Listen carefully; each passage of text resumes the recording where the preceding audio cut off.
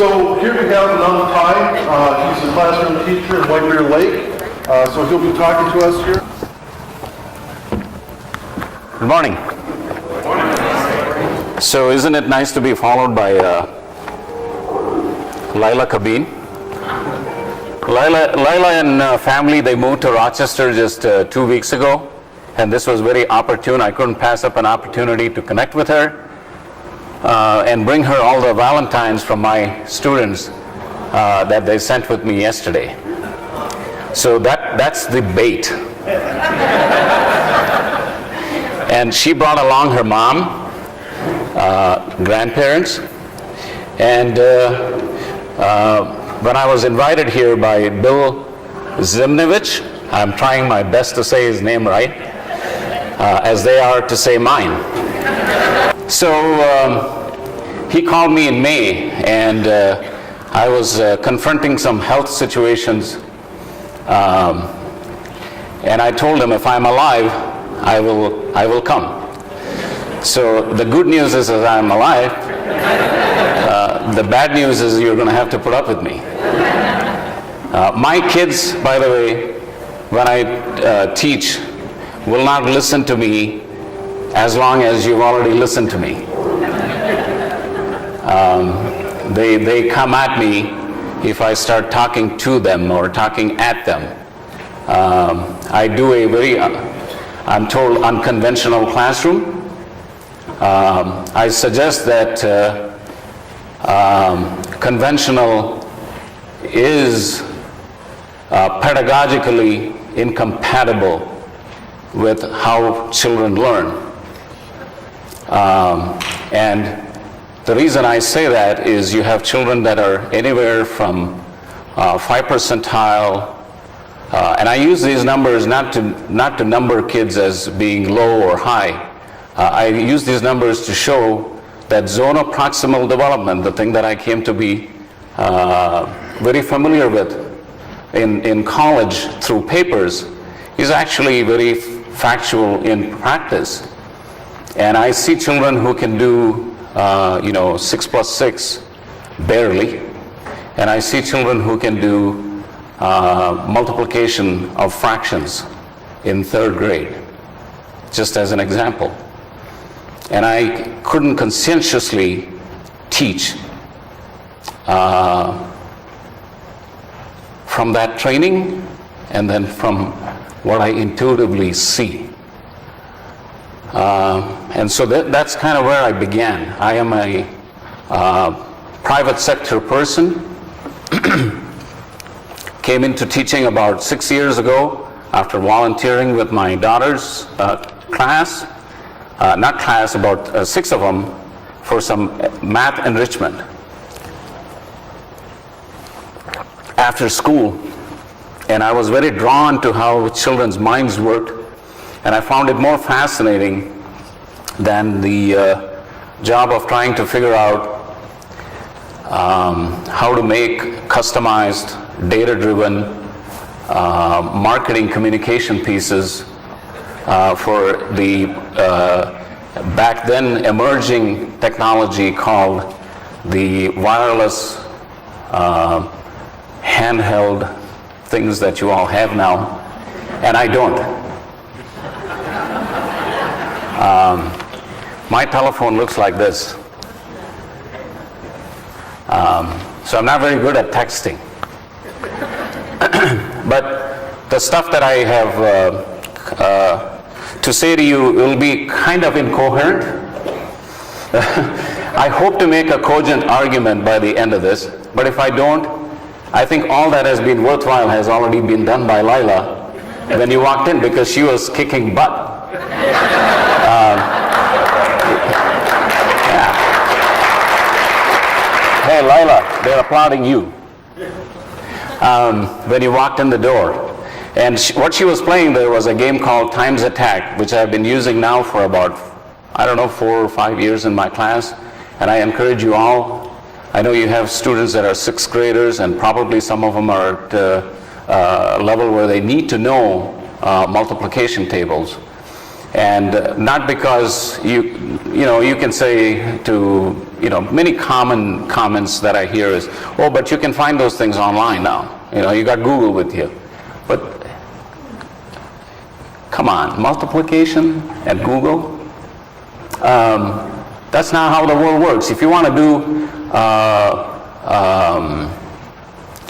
fractions of the whole, right? You got 60 bananas, 1/10 of it. I mean, you shouldn't have to Google that.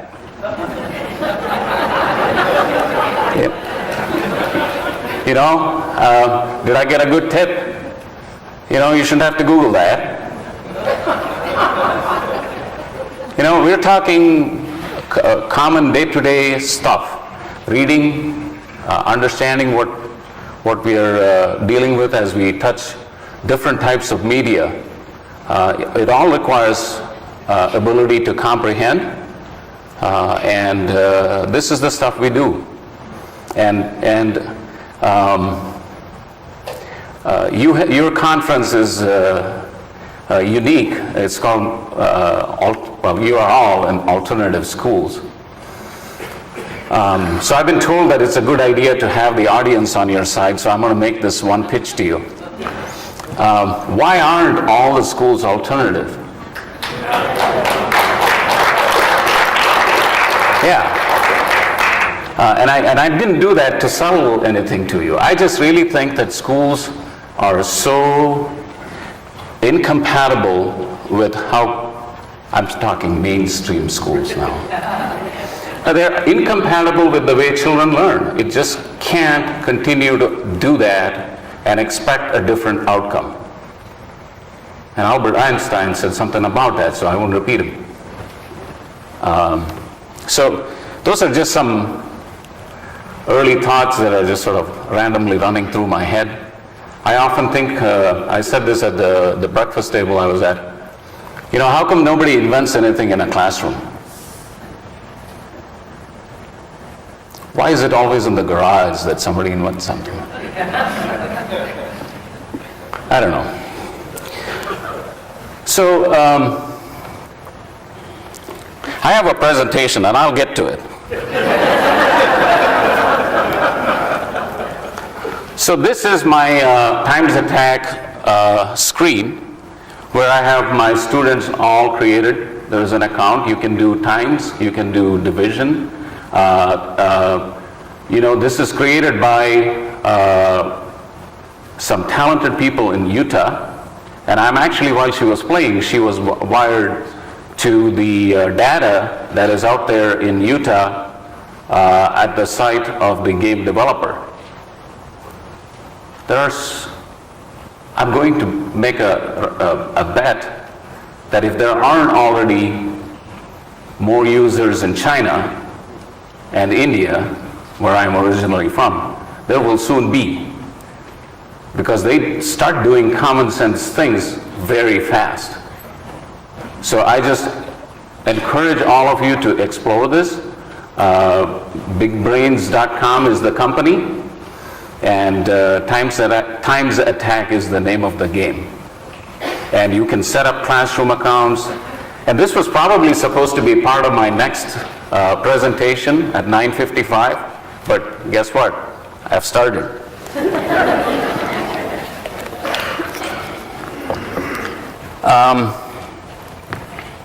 Let's see.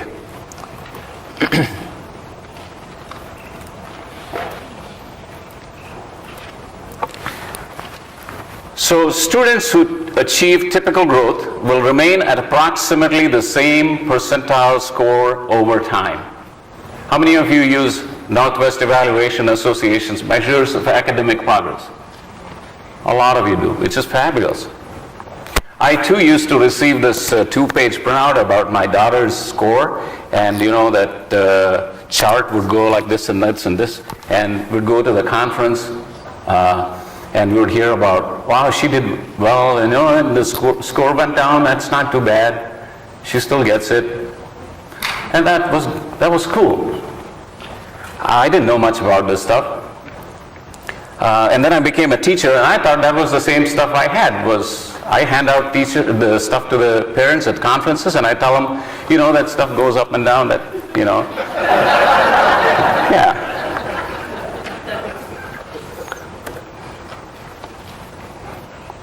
So why? I mean, really? After I teach them after we all, or all of our 50 or 60,000 colleagues in Minnesota teach all this stuff, they'll approximately remain at the same score over time. So if you're a student that is 20 percentile relative to your peers, or 5 percentile, you're going to stay pretty much the same spot till you graduate from high school. I mean, is that okay? I don't know. Is that okay? No. Thank you. So I came across, I would like to say, I was very insightful, and in 2007, just as I was becoming a first-year teacher, I read this enormously beautiful article written by National Institute of Child Development, PhD, maybe double PhD, I don't know. Some really brilliant man and his wonderful colleagues studied 1,000 children from childbirth onwards through their development up to 5th grade.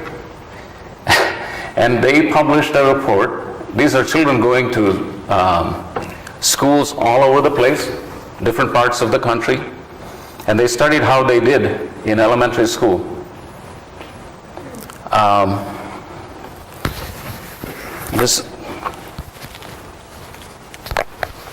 This is when I start feeling like the classroom teacher because I can't find stuff. Oh, there it is. So I'm going to show you a little bit of the report that was published in Science magazine. And give me a second, I'll bring it up. So this thing. So I want you to focus on this part at the top. So what they noticed after they studied 1,000 students in their classrooms and tracked what occurs is teachers spend a lot of time managing the classroom. Right? Are you in agreement? Okay. If you don't like to speak back, you can do thumbs up. That's what we do in my class. But whatever works. They spend a lot of time transitioning. I don't know if you're an investor, but I am. One of the bad things to do, whether you're owning a car or doing buying and selling or whatever stocks, transitioning in and out all the time, whether it's through the mechanic's place or through the stockbroker, is a bad thing because mechanic and the stockbroker makes money and you don't. I don't think transitioning all the time is a good idea in classrooms either. They spend a lot of time on basic skills. And look at how much time is spent on analysis.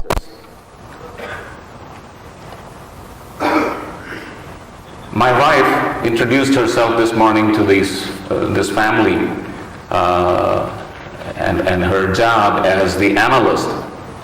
She works for a Fortune 500 company. There are lots of analysts. I used to be an analyst of some sort, and I didn't know what I did.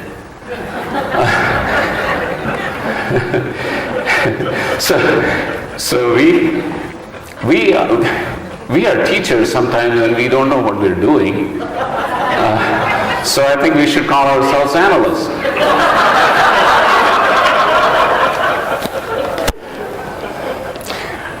But guess what? We really should become seriously good analysts. I really think we ought to start doing this stuff.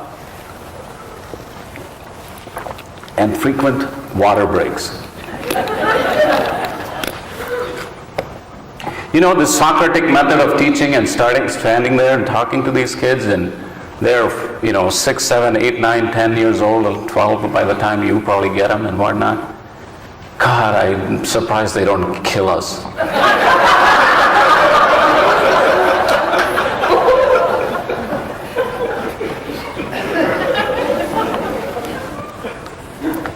Anyway, so we spend a lot of time doing stuff, science, we do social studies, we do math problems, we do math skills a lot, we do math total quite a bit. I don't know if that means we do 6 plus 6 is 12, math total. Okay, literacy, we look for meaning a lot. We do word work, is what we call it in elementary. I don't know what you call it in, I don't know, middle school, high school. And we spend a lot of time on literacy. Much more on literacy than, of course, all the rest of them. And we spend 0 time on enrichment, which is the only reason I'm in this business, because I went after school to do that with 5 or 6 kids. Now, the way that it worked was I kind of told them, I don't know much. What would you like to do? And I kind of tried to figure out stuff, and they kind of did it. They were talented kids, and they didn't need me. I was just there for about an hour once a week. But I will tell you what, their minds work, and hey, you know this stuff. I don't need you to hear me say it. But this is important. This study is from 2007, and I think the pertinent thing, as I reflect back, I got lucky doing a lot of analysis. And I didn't read this till about, I want to say about a year and a half or so ago. How am I doing on time, Cliff?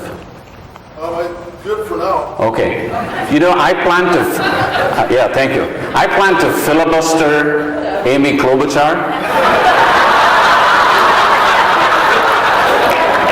She's going to be sitting right there with not a chance to speak.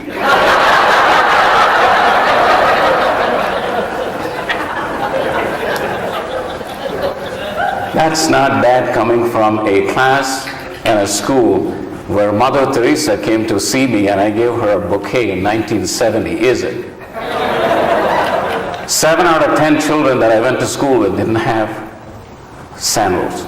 And I discovered that in 2003 when I looked at a picture from back then.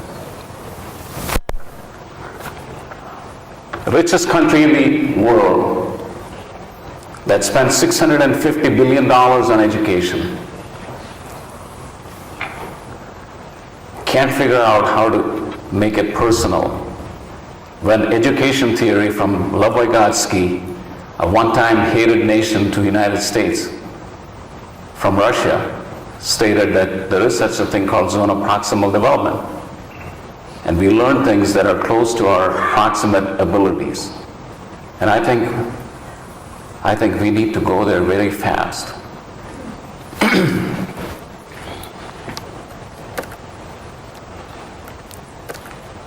Oops.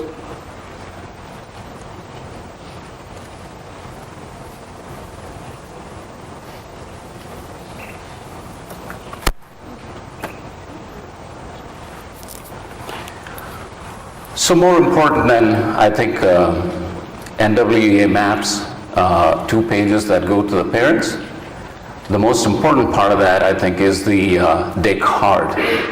How many of you are Descartes users? Okay, I don't see many, but that's not uncommon.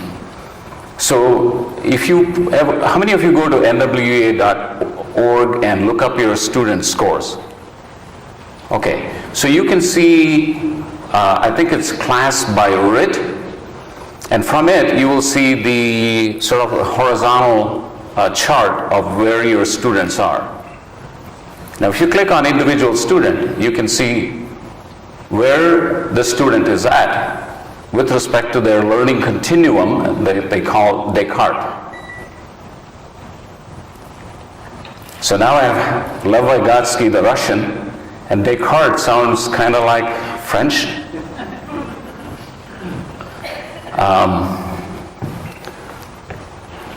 And I'm Indian.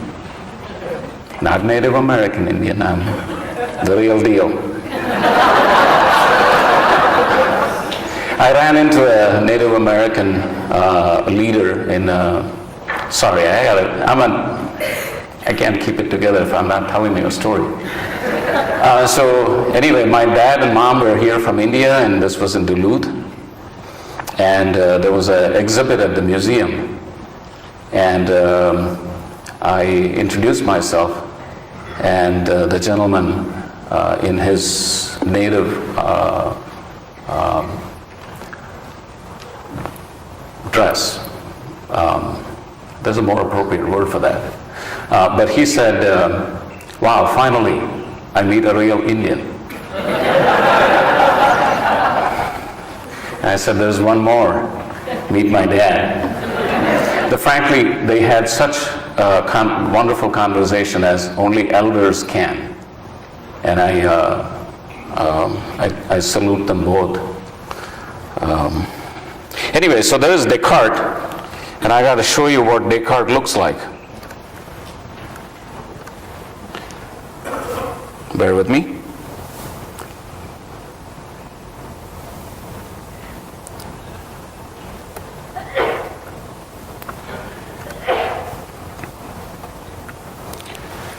Okay, this is what Descartes looks like.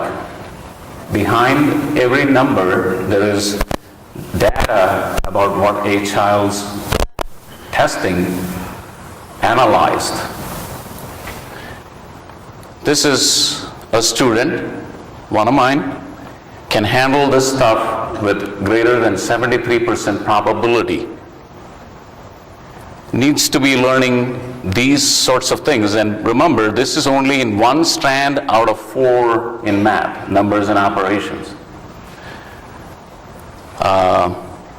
So I need to be working with this guy on things like least common denominator and other fun stuff. Now, if you go into Descartes, you can customize the learning for each and every student. Now, you're not going to have this like a playbook on you at all times, but you're, as intuitive professionals that you are, you're going to figure out sooner or later, hey, I need to do this with that kid, and I need to do this with the other kid, and so on and so forth. I encourage you to really get into Descartes and forget about the MAP score number. That is so not valuable. This is gold in my mind, right here. Is that a reasonable enough piece of information to you, valuable? Okay. Now, thank you. First time anybody has applauded Descartes.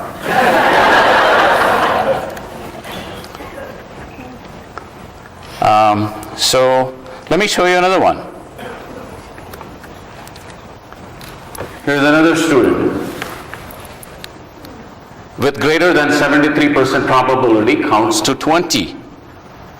Identifies numerical and written name for whole numbers 11 to 20. Counts, needs to be learning counts to 20, orders whole numbers less than 10, that kind of thing. This is the 50% probability. And then look at all the stuff the child needs to learn, 10 plus 10. Counts ordinal numbers, first to 10th. There's great range in classrooms, just vast. You take this 4 different strands, 24 students, and that's just one subject. Take reading. They're with you for 5 hours and 20 minutes if you're an elementary teacher for 170 days. And if our education system, from the commissioner on down, in my opinion, I'd move that up a notch, make it the governor. He was a teacher. I think from the governor on down, $8 billion or so that we spend. If we are not re-engineering this business to personalize, this stuff has been done, NWA MAP has been done for 30 years. It was begun in Minnesota. Anybody here that was participating back then? Are you aware of this? 30 years. It was started, I think, in Bloomington or Eagan area, and took off. And this is the basis from which we should operate daily. If we don't, we spend on behavior issues. We spend, elementary school onwards. Behavior management. If we have money to solve behavior problems, we have to just reallocate that to personalizing learning. This is where my businessman's investor idea leads me. As taxpayer, I don't know, where do you want to go? Do you want your money spent on behavior, or do you want it spent on this stuff? You're not sure yet. Or you're just, what do you want? This stuff? All right. Thank you. By the way, she's not paying any attention to me or you. And she's got her first grader sister roped into. And they're playing a game called, what is that game called? Huh? Yeah, it's on a site called Manga High. Comes from United Kingdom. And she is playing a rounding game. She's saving penguins by helping them cross some big puddle of water.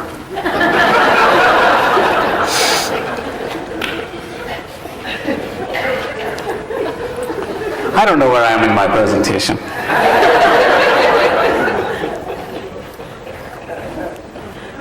Okay, so I'm on track. So I went second year. I have a story to tell, and I won't go there because I might get fired.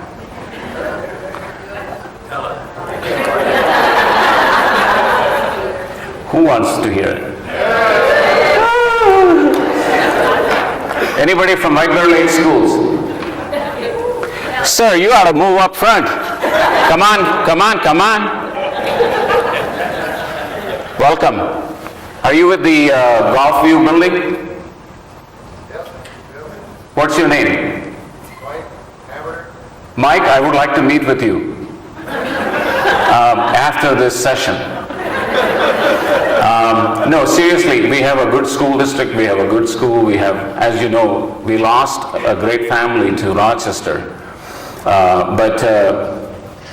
And I think we are not that different from other school districts, or perhaps even many charter schools. And there was a grant at the time, second year of my teaching, and money was going to smart boards. And I had just begun to dive into Descartes, and I'm thinking, this is the stuff clients used to pay me bucks to go and do needs analysis for, which is serious expense in any IT deployment. I looked at this stuff and I said, this is needs analysis right here.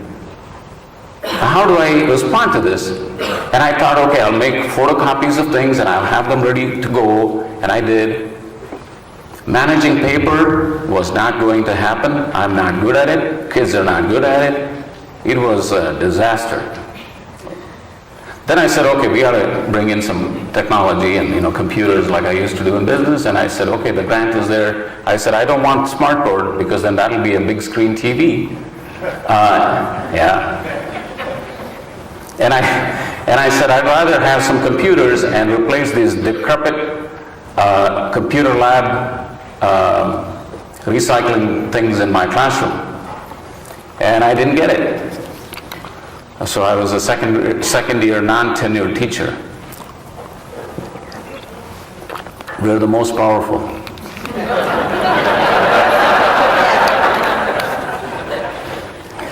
So I was done with that.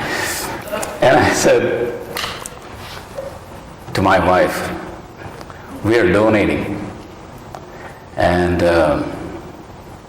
she was all in, my beautiful wife sitting right up there. By the way, I have been wanting to say my beautiful wife ever since I have heard State of the Union speeches.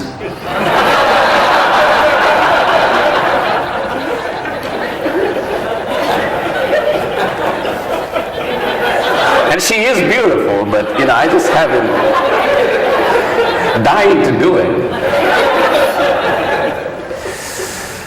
And given what I told Bill Zimnovich about May of last year, if I'm alive, I will come and do it. Well, I'm alive, and I better say it now, that she is beautiful. So anyway, I didn't get the money, and so we forked up, and her company came along, matched dollars. And so we brought in 5 laptops, $650 a piece, worked with IT people at the district. He helped me, Chris Houtman. Mike, you know Chris Houtman? Yep. Wonderful, resourceful person. And we got it going. And I started bookmarking things like, textbook-like pages online. And started putting kids there. And my daughter said to me, "That's dumb." And she was a 6th grader by then. And I said, "What do you mean that's dumb? That's like the stuff we do in schools." And she said, "That's why it's dumb." So I said, "So what am I supposed to do?" She said, "Go ask your curriculum director." Nah, she didn't say that.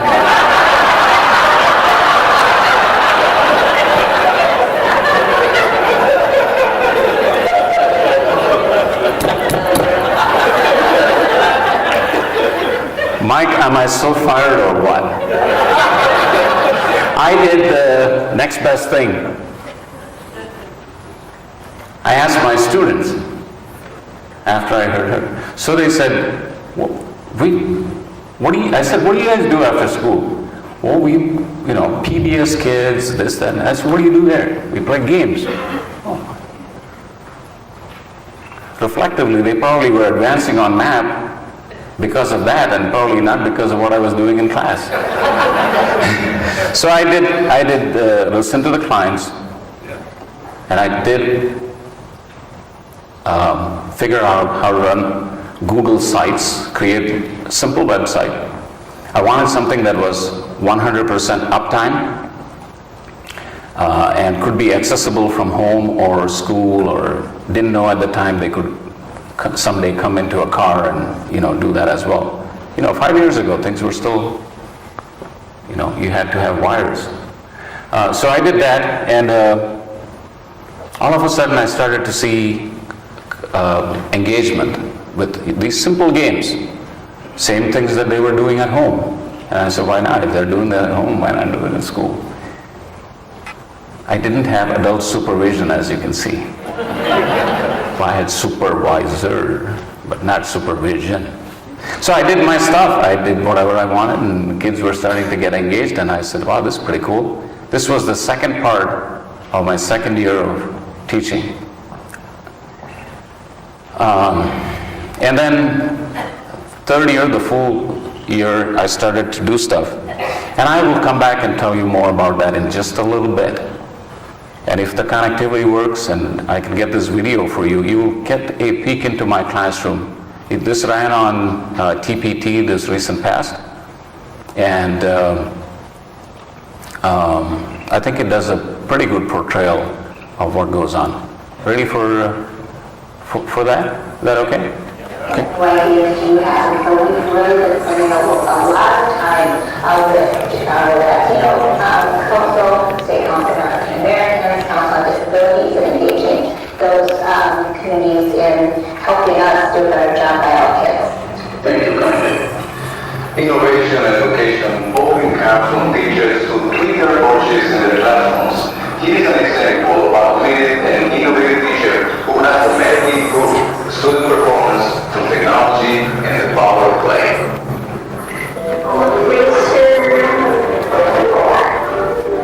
At first glance, it seems the thing parents and teachers fear most. Kids go up on the floor, taking away the video games. But this isn't a basement bench room. It's a highly already achieving third grade classroom in White Bear Lake. We use games, commercially available, which have educational potential. Ananth Pai has harnessed technology, but perhaps more importantly gaming, to enhance the learning experience for his students. So one group is working on the handheld Nintendo DS, wireless capable, multiplayer capable systems, and they're playing games where they're developing math skills.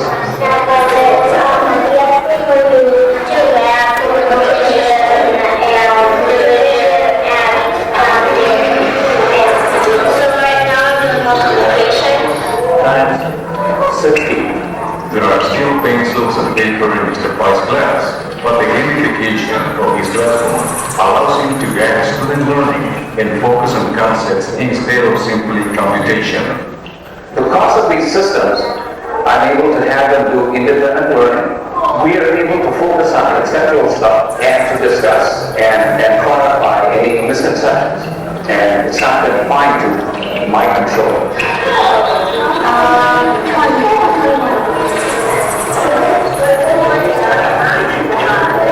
I'm able to, using the systems and the games, support that child and make it so engaging that it's just play. Rather research by MIT about how children play. This was a research actually about how children play on the playground. Mr. Pai felt standing at the whiteboard wasn't the best way to support the students' different learning levels. I had the books, I had things I would write on the board, but I didn't think that was sufficient.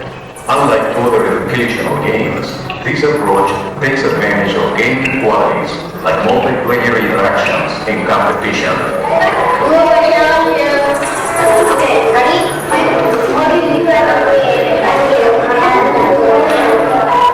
Now, I'm also an IT person from the business world, and it's very important to me that from the user point of view, they have ubiquitous access. Whether they're home, whether they're in a car with us, I don't care how they want. If they want to, they should be able to get there like that. From blackboards to smartboards, from teletypes to mobile media, teachers have always found ways to use the newest technology in the classroom. But what is it that makes gaming different? Mr. Pai describes a child's deep focus that occurs during play. That level of intense concentration is opposite to the problem we usually have in classrooms, which is teachers trying to get the kids' attention. From the very first year, what I saw was tremendous academic growth. Things were looking 10% to some cases 20% better for the whole class. The class was finishing at near 2 years of growth for each child. Now, a lot of children also have the same games, having now come to this class at home. Use of technology, individualized learning, learning outside class time. These are all elements of what is described as the flipped classroom, where the teacher moves away from what the innovators call the role of sage on the stage to being a guide on the side. The flipped classroom can challenge parents. Your family member kind of limit our screen time and all day long screen time, and so we're not going to have any at home. But the result is that you don't feel that way at all. You're right, it's the opposite. If he wants to come home and pick up his CDs and play the game that he's been playing at school because he wants to challenge himself and beat that level, it's been great. So I turned around also. I totally agree with that. It's good.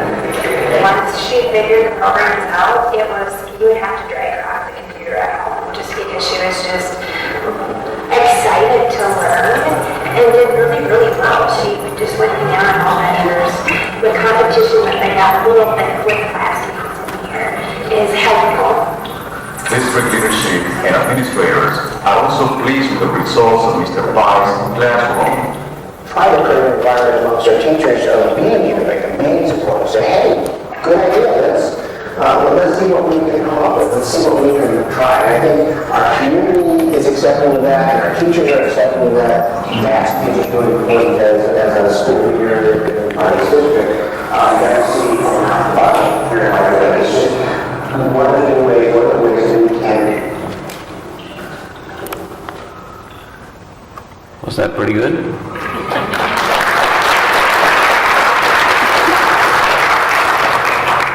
so they really had to show more of the kids, and that's my feeling. Because kids are the ones that are talking to the legislators that come to the classroom. They're the ones talking to the visitors, community members, other classroom teachers and their children who are coming to our classroom. So we're doing as much outreach as we can. But frankly, your own students are your best assets. They are doing things that you should harness. We are probably the first generation of elders. I spoke earlier about the importance of elders. We're probably, and I'm including myself in an elder group now, but we are the first generation of elders who are being followed by a generation who have the resourcefulness to know and do things with the media and a lot of other things. That, in my time, I didn't know how printing worked when I was a kid. That was my time's media. I didn't know how radio worked. I know it made sounds. But today's kids, they are masters of the media, and we ought to extract everything they can give us. These games that they play require a great deal of cognitive activity.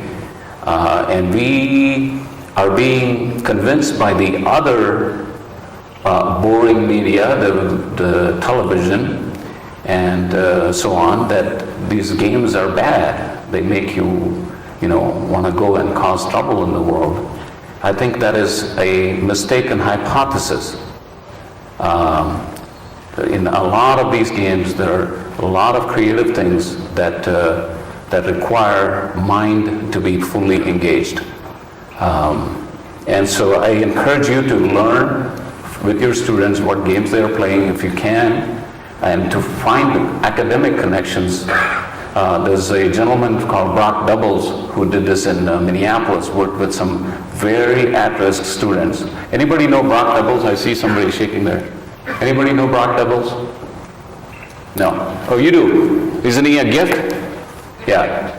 There are teachers out there that are doing things we colleagues need to tap them. It's not going to, unfortunately, come from your curriculum director. I'm not bashing them, or I'm just stating that this is not, we live in a time where we can use Google, yes. Don't do that for what I previously said, to solve simple math problems. Google is your repository of search things. All I do is put in a little problem. I say, place value game. And I dig till I find the one that is cognitively perfect for the problem that I have to deal with.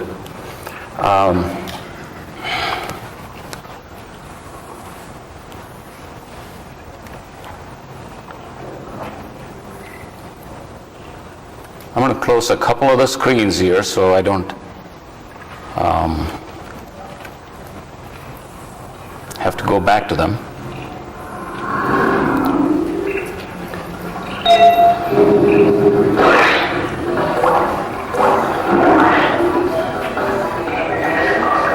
I'm not done yet, just him.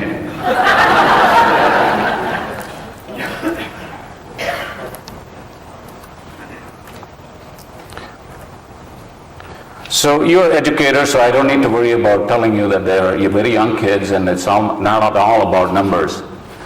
So I just want to spring forward. These next slides are numbers. One of the reasons I share these is because I think one of the things with education, research and all this stuff is I see way too much anecdotal, stuff, and I don't half the time get it. So where is the causation to say this is research conclusion? For something to be research conclusion, you got to have evidence that is empirical. If not, this grandparent that is sitting in front of me who used to work at 3M wouldn't have come out with products as he did. If there is no empirical evidence, that stuff works, and you can go back and say, here's the numbers and so on. I'm not saying there shouldn't be anecdotal or qualitative or other, but quantitative is also important. But that said, they are young kids, and it's not about numbers only.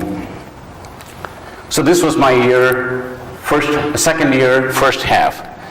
NWEA says, students who achieve typical growth will remain at approximately the same percentile score over time. Most students will kind of stay in the range of 5 to 10 percentile if that's where they are. If they're 80 to 95 percentile, they're going to somewhat stay in the same range. In other words, that child who needed to learn to count will not have advanced to meet the middle of the class, if you will. Does that make sense? Okay. So my class performance on average was not very different either.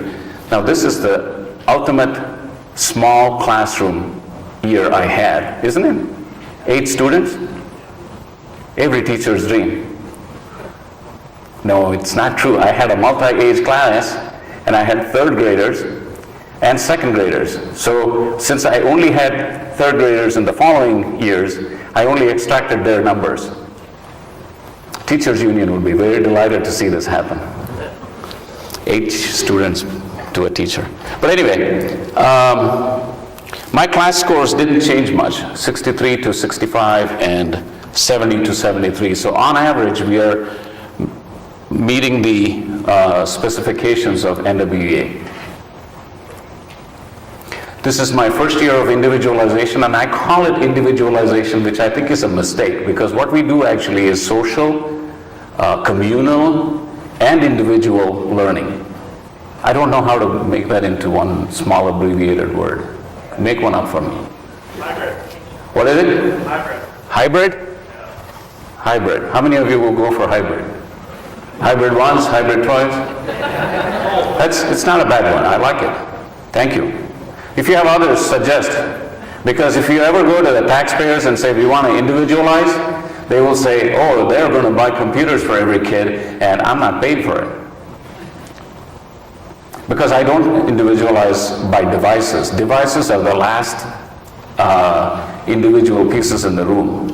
It's the curriculum that is individual and social and at the student's level. I have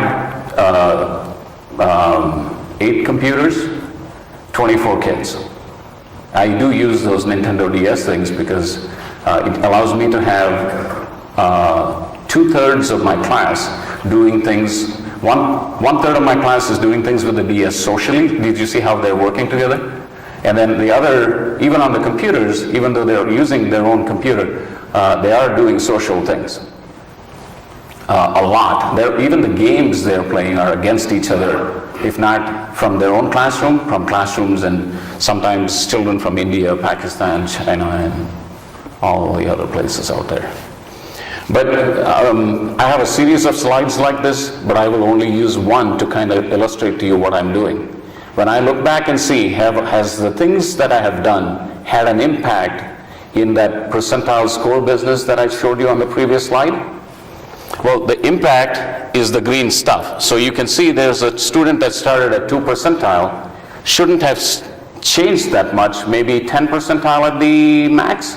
What you see is a child becoming closer to the middle, 42 to 46 percentile. I had a kid who didn't move all that much. But you can see 29 percentiler becomes 62, 29, 62, 31, 88, 37, 52, 46, 69. These are bringing them closer to the 75 percentile and above confidence level in terms of mathematics. This is, well, is it significant? Yeah, that's what I thought.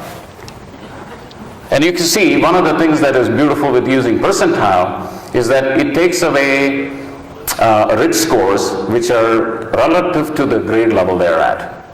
Percentile can apply to whether it's first grade or 8th grade, right? Because percentile is the same no matter which So what I'm trying to see is, has there been a sufficient enough change in the lower levels of the classroom where these students used to be, and does what I do justify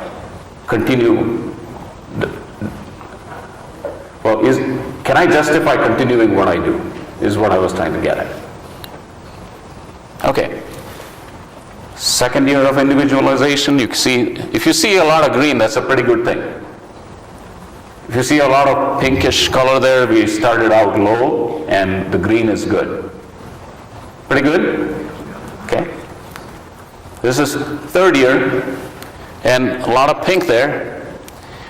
Well, David Heistad, how many of you know David Heistad? Yeah, David Heistad was a well-known educational data analyst, and he looked at my data, and his conclusion, and that of my parents from my last year and the substitute teacher that was in my classroom, was because of my absence during the last month and a half, which was a surprise, nobody knew it was coming, that the children and families were in a level of stress about what the heck was going on with me. As much as they're 8, 9 years old, they're huge in heart, and what's down here is the illustration of how big their minds are. That's what I believe.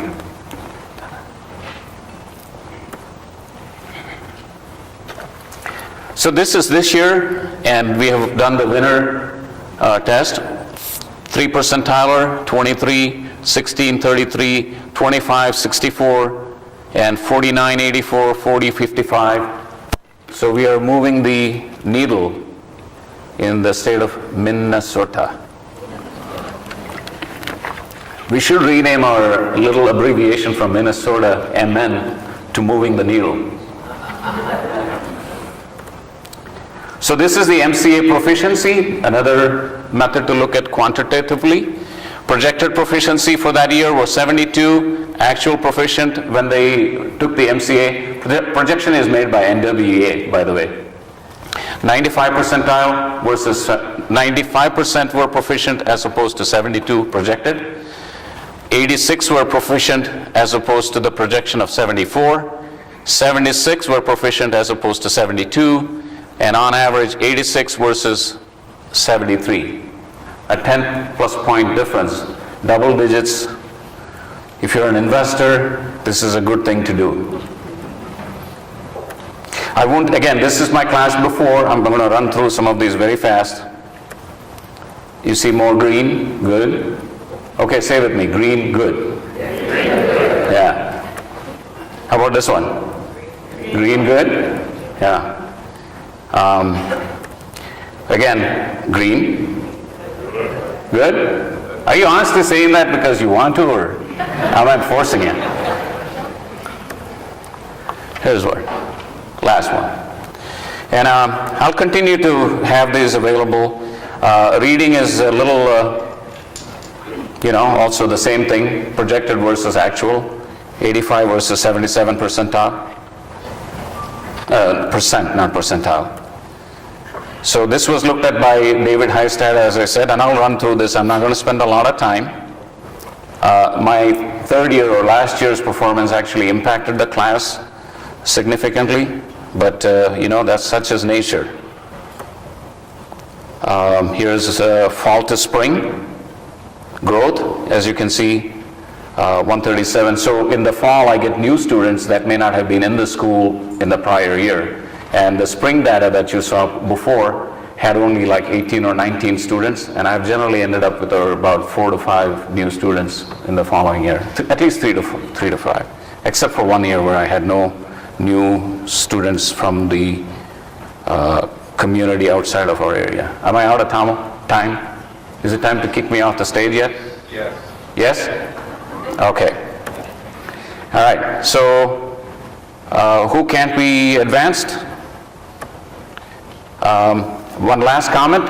How is it different? Traditional, you have fixed time to learn and variable progress depending on the kid.